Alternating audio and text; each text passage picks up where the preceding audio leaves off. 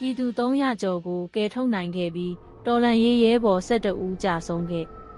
စစ်စင်ရေးအတွင်းစက္ကစ10ဦးထပ်မံသေဆုံးပြီး20ကျော်ပြင်းထန်ဒဏ်ရာရ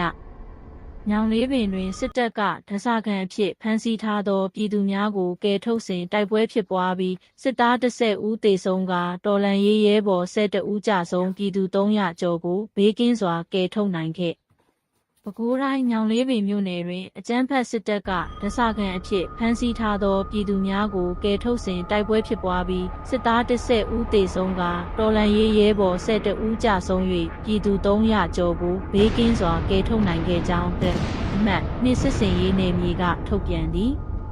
အကြမ်းဖက်စစ်တပ်ကဒဇခံအဖြစ်ဖမ်းဆီးထားသောပြည်သူ300ကျော်ကိုအမှတ်နှစ်စစ်စင်ရေးနယ်မြေပဲခူးတိုင်းစစ်ဌာနကွပ်ကဲမှုအောက်ရှိတရင်တပ်ဖွဲ့များနှင့်ကရင်မျိုးသားလွတ်မြောက်ရေးတပ်မတော်တပ်မဟာ3ကွပ်ကဲမှုအောက်ရှိတရင်တပ်ဖွဲ့များပူးပေါင်း၍ကယ်ထုတ်နိုင်ခဲ့ခြင်းဖြစ်ကြောင်းသိရသည်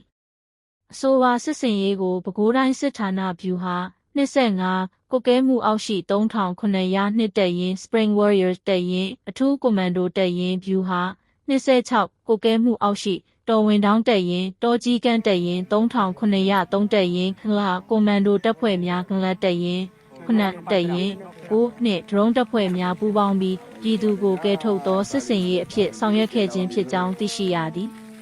ထိုစစ်စင်ရေးအတွင်းပဲခူးတိုင်းစစ်ဌာနမှရဲဘော်9ဦးခန့်တပ်ရင်းခုနှစ်တပ်ရင်း9မှရဲဘော်2ဦးကြာဆုံးခဲ့ပြီးရဲဘော်9ဦးပြင်းထန်ဒဏ်ရာရရှိခဲ့ကြောင်းထို့ပြင်အကြမ်းဖက်စစ်တပ်ဘက်မှလည်းစစ်သား10ဦးကျော်သေဆုံးက20ဦးထပ်မံပြင်းထန်ဒဏ်ရာရရှိခဲ့ကြောင်းသိရသည်